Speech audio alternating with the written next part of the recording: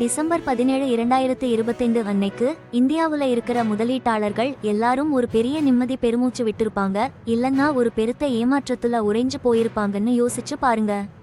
ஏன்னா அன்னைக்கு தான் ஆயிரக்கணக்கான ஆர்வமா காத்திருந்த முதலீட்டாளர்களோட தலைவிதி தீர்மானிக்கப்பட்டுச்சு. ஐசிஐசிஐ புரூடென்ஷியல் ஏஎம்சி ஐபிஓவோட பங்குகள் ஒதுக்கீடு அலாட்மெண்ட் கடைசியா அறிவிக்கப்பட்டது அன்னைக்குதான். பல வாரங்களா இந்த பிரம்மாண்டமான ஐபிஓவா பத்தி ஒரு பெரிய எதிர்பார்ப்பு இருந்துச்சு. இந்த வருஷத்திலேயே பெரிய ஐபிஓக்கள்ல ஒன்று இது. அடேயப்பா, 10,602 கோடி ரூபாய் மதிப்புள்ள ஒரு ஐபிஓ. முடிவுகள் வெளியானதும் உடனே ஒரு டிஜிட்டல் படையெடுப்பு ஆரம்பிச்சது. பழம்பெரும் முதலீட்டாளர்கள்ல இருந்து முதல் தடவையா அப்ளை பண்ணவங்க வரைக்கும் எல்லாரும் ஆன்லைன் போர்ட்டல்கள்ல கூட்டமா புகுந்தாங்க. கேஃபின்டெக், அதாவது ஐபிஓவோட அதிகாரப்பூர்வ பதிவாளர், அப்புறம் பிஎஸ்சி, என்எஸ்சி இணையதளங்கள், இது எல்லாமே இந்த பதட்டமான தேடலோட மையமா மாறிச்சு.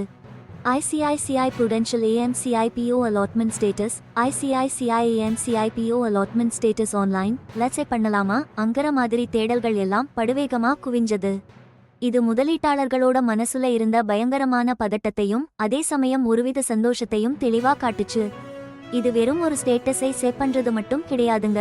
அவங்க போர்ட்ஃபோலியோவுல இந்தியாவுடைய நிதி எதிர்காலத்துல ஒரு சின்ன பகுதி கிடைச்சிருக்கான்னு பாக்குறதுக்கான ஒரு தருணம் அது. இந்த ஐபிஓவோட பிரம்மாண்டமும் பங்குகள் ஒதுக்கீடோட வேகமான டிஜிட்டல் அறிவிப்பும் சேர்ந்து ஒரு சாதாரண நிதி நிகழ்வை எண்ணற்ற தனிநபர்களுக்கு ஒரு பெரிய திருப்பு முனையா மாத்துச்சு. எல்லாரும் அவங்களுடைய முதலீட்டு கனவுகள் பலிக்குதான்னு பாக்குறதுக்கு ஆவலா இருந்தாங்க. இந்த ஐபிஓ மட்டும் ஏன் முதலீட்டாளர்களை இப்படி காந்தம் மாதிரி ஈர்த்துச்சு? அப்புறம் இதுல பங்கு பெற்றவங்களுக்கு இந்த முடிவு என்னவா இருந்துச்சு? இந்த நிதி புயலின் மையத்துல ICICI Prudential asset management company நின்னுச்சு. இந்தியாவோட வளர்ந்து வர்ற சொத்து மேலாண்மை துறையில அது ஒரு ஜாம்பவான். ஐசிஐசிஐ புரூடென்ஷியல் லைஃப் இன்சூரன்ஸ் இடைக்கோடு ஓட்டா ஒரு முன்னணி துணை நிறுவனம்ங்கிறதால இந்த நிறுவனத்தோட சந்தையில கால் பதிச்சது ஒரு பெரிய தாக்கத்தை ஏற்படுத்துச்சு. நிறுவனத்துக்கு மட்டும் இல்லாம அது பிரதிநிதித்துவப்படுத்துற ஒட்டுமொத்த நிதிச்சூழலுக்கும் இது ரொம்ப முக்கியமா இருந்தது. இந்த ஐபிஓ 10,602 கோடி ரூபாய் மதிப்பிலான ஒரு பிரம்மாண்டமான வெளியீடு. நல்லா நிலைநிறுத்தப்பட்ட நிதி நிறுவனங்கள் மேல முதலீட்டாளர்கள் வச்சிருந்த ஆர்வத்தை ஆப்படைட் பயன்படுத்திக்கிற நோக்குலதான் இது உருவாக்கப்பட்டது. பங்கு விண்ணப்பம் பண்றதுல இருந்து பங்குகளை ஒதுக்குறது அலாட்மெண்ட் வரைக்கும் உள்ள அத்தனை விஷயங்களும் முழுக்க டிஜிட்டல் வழியாவே ரொம்பவும் கவனமா நிர்வகிக்கப்பட்டது. கேஃபின்டெக் நிறுவனம் பதிவாளரா ரெஜிஸ்ட்ரா செயல்பட்டு ஒரு முக்கியமான பங்காற்றுச்சு. முதலீட்டாளர்கள் தங்களுக்கு பங்கு கிடைச்சிருக்கான்னு தெரிஞ்சுக்கிறதுக்கு முக்கிய நுழைவாயிலா அது இருந்துச்சு. அதே நேரம் மும்பையில இருக்கிற பம்பாய் பங்குச்சந்தை, பிஎஸ்சி மற்றும் தேசிய பங்குச்சந்தை என்எஸ்சி ஆகியவை பட்டியலிடல் தளங்களா லிஸ்டிங் எக்ஸ்சேஞ்சஸ் தேர்ந்தெடுக்கப்பட்டுச்சு. இதன் மூலம் இந்த நிறுவனத்தோட பங்குகள் பொது வர்த்தகத்துக்கு வர்றதுக்கு வழிவகுத்தது. ஜீரோதா, ஐசிஐசிஐ டைரக்ட் மாதிரி பல தரகு நிறுவனங்களும் தங்களோட வாடிக்கையாளர்களுக்கு இந்த பயணத்தை ரொம்ப சுலபமாக்குச்சு. விண்ணப்பம் பண்றதுக்கும் நிலவரத்தை ஸ்டேட்டஸ் சரிபார்க்கவும் தடையற்ற அணுகலை கொடுத்தாங்க. இந்த டிஜிட்டல் வழிமுறை இந்தியாவோட நிதிச் சந்தைகள் எவ்வளவு நவீனமயமாக்கப்பட்டிருக்குங்கிறத நல்லாவே காட்டுச்சு. இது முதலீடு செய்யறது இன்னும் சுலபமாக்கிச்சு. ஆனா அதே நேரம் யாருக்கு பங்குகள் கிடைக்குங்கிற எதிர்பார்ப்பையும் அந்த பரபரப்பையும் அதிகரிச்சது. இந்த வெளியீட்டோட பிரம்மாண்ட அளவும் அதை டிஜிட்டல்ல செயல்படுத்தின திறனும் இந்தியாவோட மூலதன சந்தைகள் எவ்வளவு மேம்பட்டிருக்குங்கிறத அப்பட்டமா காட்டுச்சு. நாட்டோட பொருளாதார வளர்ச்சி பயணத்துல பங்கு கொள்ள ஆவலோட இருந்த பலதரப்பட்ட முதலீட்டாளர்களை இது கவர்ந்தெழுத்துச்சு. ஒதுக்கீடு முடிவுகள் ஒன்னா வந்தப்போ மார்க்கெட்ல எல்லாரோட கவனத்தையும் ஈர்த்த இன்னொரு முக்கியமான விஷயம்னா அது கிரே மார்க்கெட் பிரீமியம், அதாவது ஜிஎம்பி தான். இந்த அன்ஆஃபிஷியல் இண்டிகேட்டர் முதலீட்டாளர்களோட மனநிலையை பெரும்பாலும் சரியா கணிக்கிற ஒரு அளவுகோல்னு சொல்லலாம். இது ஒருவிதமான எச்சரிக்கையோட கூடிய நம்பிக்கையைத்தான் காட்டுச்சு. டிசம்பர் 17 நிலவரப்படி ஐசிஐசிஐ புரூடென்ஷியல் ஏஎம்சி ஐபிஓவோட ஜிஎம்பி ஒரு 15 முதல் 16 விழுக்காடு வரை சதவீதமா இருந்துச்சு. இது ஒரு நல்ல லிஸ்டிங் கிடைக்கும்னு எதிர்பார்த்த முதலீட்டாளர்களுக்கு என்ன காட்டுச்சுன்னா, ஐபிஓவோட வெளியீட்டு விலை இஷ்யூ பிரைஸ் 2,165 ரூபாயா இருந்துச்சு. ஆனா இந்த ஜிஎம்பி நிலவரப்படி லிஸ்டிங் விலை சுமார் 2,490 ரூபாயில இருந்து 2,500 ரூபாய் வரைக்கும் வர வாய்ப்பு இருக்கு. இது ஒரு மிதமான லாபம்தான், ஆனா கிடைச்சா நல்லா இருக்கும்னு பலரும் நினைச்சாங்க. அதாவது பங்குகள் அலாட் ஆனவங்களுக்கு பெரிய அளவுக்கு இல்லாட்டாலும் ஓரளவுக்கு டீசெண்டான லிஸ்டிங் லாபம் கிடைக்கலாம்னு இது காட்டுச்சு. இந்த வளர்ச்சிகளை உன்னிப்பா கவனிச்சிட்டு இருந்த நிதி வல்லுநர்கள் ஒரு ஆழமான பார்வையோட சில கருத்துக்களை சொன்னாங்க.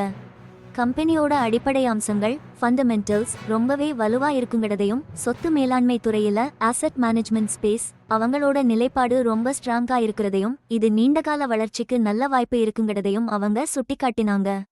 இதனால உடனடி லாபத்தை மட்டும் பார்க்காம நீண்ட காலத்துக்கு இந்த பங்கை வச்சிருக்கலாம்ங்கிற லாங் டேர்ம் ஹோல்டிங் உத்தியை நிறைய பேர் விரும்பினாங்க.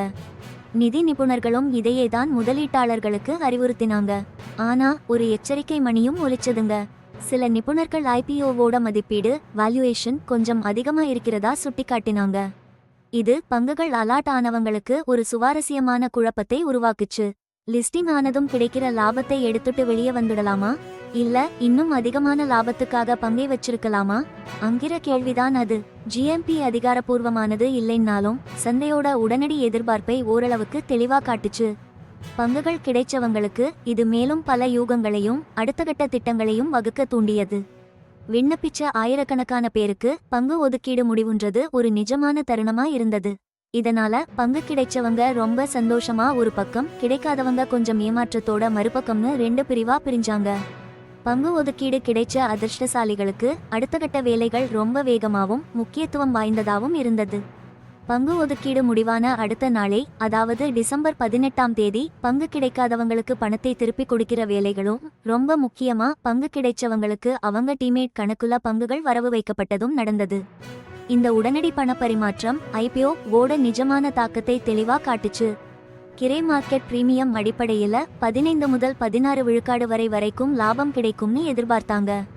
அது அப்படியே பங்கு கிடைச்சவங்களுக்கு ஒரு கணிசமான லிஸ்டிங் லாபமா மாறிச்சு. இது சும்மா வெறும் கோட்பாடு மட்டும் இல்லீங்க. பங்குக்காக சரியா விண்ணப்பிச்சு வெற்றிகரமா பங்கு கிடைச்சவங்களுக்கு 1500 கோடியிலிருந்து 1700 கோடி ரூபாய் வரைக்கும் கூடுதல் மதிப்பு கிடைக்க ஒரு வாய்ப்பா அமைஞ்சுது. உங்க டிஜிட்டல் போர்ட்ஃபோலியோல அந்த பங்குகள் வந்ததை பார்க்கும்போது ஒரு பெரிய லாபம் உடனே கிடைக்க போகுதுன்னு தெரிஞ்சுக்கிற அந்த சந்தோஷத்தை ஒரு நிமிஷம் யோசிச்சு பாருங்க.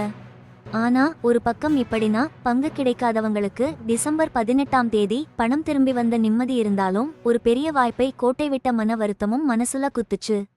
பங்கு கிடைத்ததா இல்லையான்னு நிலைமைய பார்க்கறதுல இருந்து பணம் வரவு வைக்கிறதோ அல்லது திரும்ப பெறுறதோ, இந்த எல்லா விஷயங்கள்லயும் இருந்த ஒரு அவசரம் ஆன்லைன்ல தேடுறவங்களோட எண்ணிக்கையை ரொம்பவே அதிகமாக்குச்சு. இது ஐபிஓ மக்கள் மனசுல தொடர்ந்து பரபரப்பாவே வச்சிருந்தது. ஒவ்வொருத்தருக்கும் நிதி ரீதியா இது எவ்வளோ பெரிய விஷயம்ங்கிறத இது தெளிவா எடுத்து காட்டுச்சு.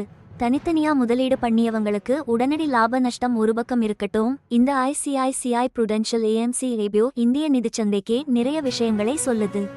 இந்த மெகா ஐபிஓ அசெட் மேனேஜ்மெண்ட் நிறுவனங்கள் மேல சந்தைக்கு எவ்வளவு ஆர்வம் இருக்குன்னு நல்லா காட்டுது. அதிலும் இந்தியாவோட மியூச்சுவல் ஃபண்ட் துறை பெரிய வளர்ச்சி அடைஞ்சிட்டு இருக்கிறப்போ இந்த துறையும் மிரட்டலான வளர்ச்சியை பார்த்துட்டு இருக்கு. இந்த ஐபிஓ வெற்றி அடையறது 2025ல வரப்போற மத்த ஐபிஓகளோட நிலைமை எப்படி இருக்குங்கிறதுக்கு ஒரு பெரிய அளவுகோலா அமையலாம். இது மத்த கம்பெனிகளும் பங்குச்சந்தைக்குள்ள வர ஒரு வழியை ஏற்படுத்தும். இன்னும் சொல்லப்போனா ஐசிஐசிஐ பேங்கோட ஒரு முக்கிய துணை நிறுவனம் இதுங்கிறதால பங்குச்சந்தையில ஐசிஐசிஐ புரூடென்ஷியல் ஏஎம்சி எப்படி செயல்படுதுங்கிறது மொத்த ஐசிஐசிஐ பேங்க் குரூப்போட மதிப்பையும் நிச்சயம் பாதிக்கும். டிசம்பர் 19, 2025 லிஸ்டிங் தேதி வேகமா வந்துகிட்டு இருக்கு. அதனால எல்லாரோட கண்ணும் இந்த பங்கோட அறிமுக செயல்பாட்டு மேல தான் இருக்கும். இது ஜிஎம்பி எதிர்பார்ப்புகளை பூர்த்தி செய்யுமா, இல்லை அதையும் தாண்டி மிரட்டுமா? நிபுணர்கள் சொன்ன அதிக மதிப்பீடு ரிச் வேல்யூவேஷன்ஸ் ஒரு தடையா மாறுமா, இல்லை கம்பெனியோட ஸ்ட்ராங் ஃபண்டமெண்டல்ஸ் இதை தொடர்ந்து வளர்ச்சி பாதைக்கு கொண்டு போகுமா? இந்த கேள்விகளுக்கான பதில்கள் புதுசா ஷேர் வாங்குனவங்களுக்கு உடனடி லாப நஷ்டத்தை மட்டும் முடிவு செய்யாது.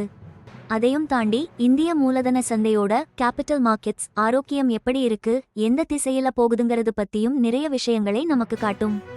இந்த ஐபிஓங்கிறது வெறும் ஒரு டீல் மட்டும் இல்லைங்க. இது ஒரு பெரிய கதை. உலகத்திலேயே வேகமா வளர்ந்துகிட்டு இருக்கிற பொருளாதார நாடுகள்ல ஒன்னான இந்தியாவோட திறனையும் வேகமான வளர்ச்சியையும் இது காட்டுது.